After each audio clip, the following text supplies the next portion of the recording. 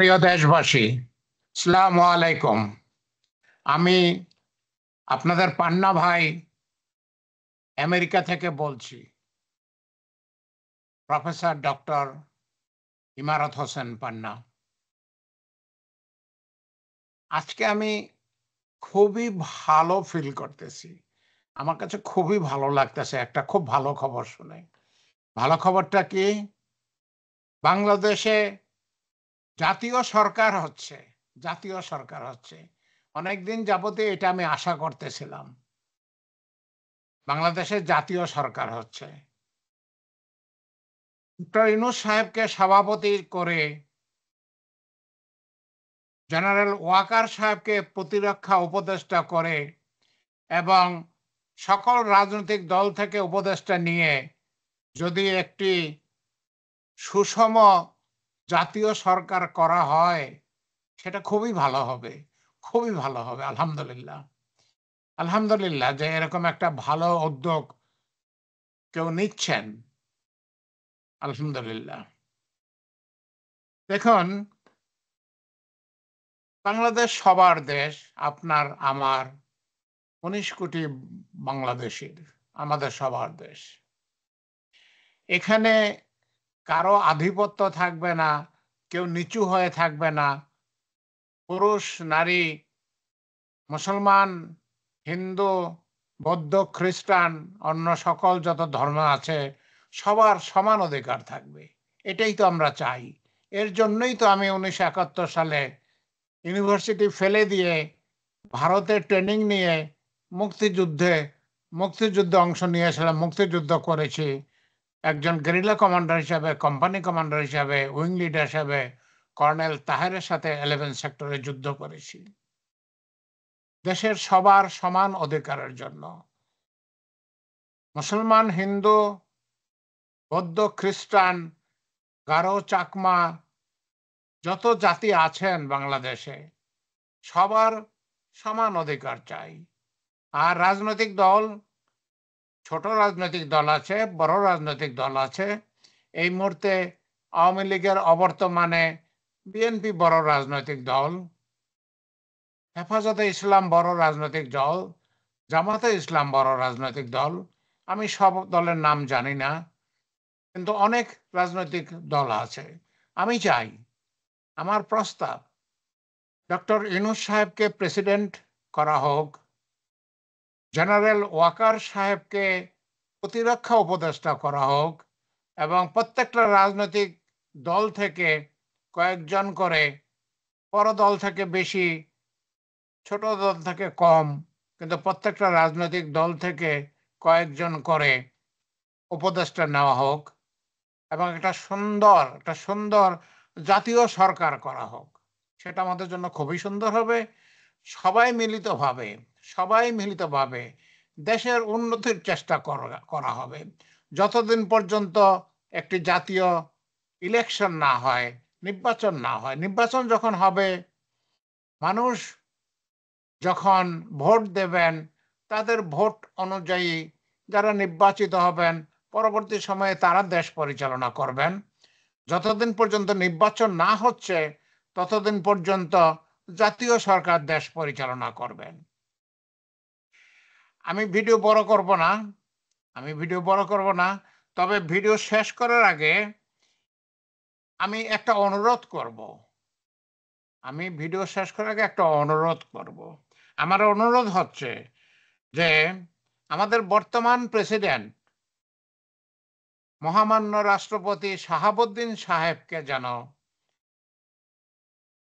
অত্যন্ত সম্মানের সাথে সেফ এক্সিট দেওয়া হয়। শাহাবুদ্দিন সাহেব আমাদের বর্তমান প্রেসিডেন্ট, দেশের প্রেসিডেন্ট, তাকে যেন সম্মানের সাথে সেফ এক্সিট দেওয়া হয়। তাতে বাংলাদেশের সম্মান বাড়বে। তাতে বাংলাদেশের সম্মান বাড়বে। দেখুন, পরম দয়ালু আল্লাহ আমাদের দিকে সুনজর দিয়েছেন, যার জন্যই জাতীয় সরকার করার প্রস্তাবটা এসেছে এবং এটা মুভ করতেছে, আগাচ্ছে। আশা করি আমি যত তাড়াতাড়ি সম্ভব দেশে জাতীয় সরকার প্রতিষ্ঠিত হবে। কুচক্রী বাংলাদেশে প্রচুর কুচক্রী আছেন, ইউটিউবারদের মধ্যে অনেক কুচক্রী আছেন। এই কুচক্রীদের পরাস্ত করে, কুচক্রীদের পরাস্ত করে বাংলাদেশের ১৯ কোটি মানুষের মনে স্বস্তি ফিরে আসবে জাতীয় সরকার হলে। আল্লাহ আমাদের সহায় থাকুন। আল্লাহ আমাদের সহায় থাকুন। এটা অত্যন্ত ভালো খবর। আমি খুবই খুশি। আমি আশা করি এটা হবে, শীঘ্র হবে। জনাব জনাব ইউনূস সাহেব জাতীয় সরকারের রাষ্ট্রপতি হবেন। জনাব জেনারেল ওয়াকারুজ্জামান সাহেব প্রতিরক্ষা উপদেষ্টা হবেন। সব দল থেকে উপদেষ্টা নেওয়া হবে। এটা আমার দাবি, আমার অনুরোধ। আমি ১৯ কোটি লোকের একজন। আমি ৩৫ বছর যাবৎ আমেরিকায় থাকি। আমি একজন রেমিটেন্স যোদ্ধা, একজন প্রবাসী।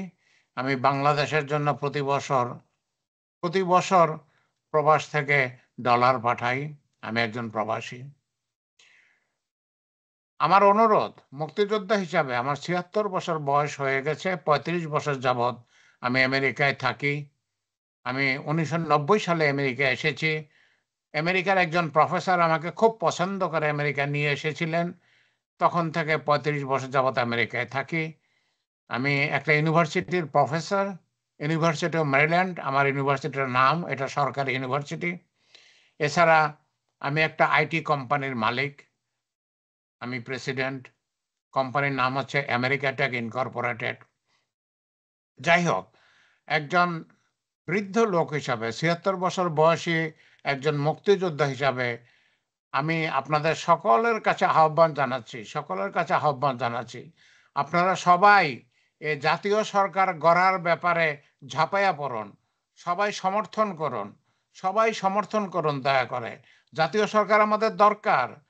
আমাদের এখন সবাই মিলিতভাবে দেশকে উন্নত করা দরকার। বর্তমানে যে হানাহানি মারামারি হচ্ছে তাতে তো দেশ উন্নত হবে না। আমাদের জাতীয় সরকার দরকার। ডক্টর ইউনূস সাহেব পৃথিবীতে একজন সম্মানিত ব্যক্তি। আল্লাহর কাছে হাজার শুকরিয়া। আল্লাহ তার নিয়ামত আমাদের কাছে পাঠিয়েছেন। আমি ডক্টর ইউনূস সাহেবকে ব্যক্তিগতভাবে অনুরোধ করেছি তিনি যেন চলে না যান। আমি জেনারেল ওয়াকার সাহেবকে ব্যক্তিগতভাবে অনুরোধ করেছি। তা আমার অনুরোধ জেনারেল ওয়াকার সাহেব এবং ডক্টর ইউনূস সাহেবের কাছে, তারা সম্মিলিতভাবে বাংলাদেশের উন্নতিতে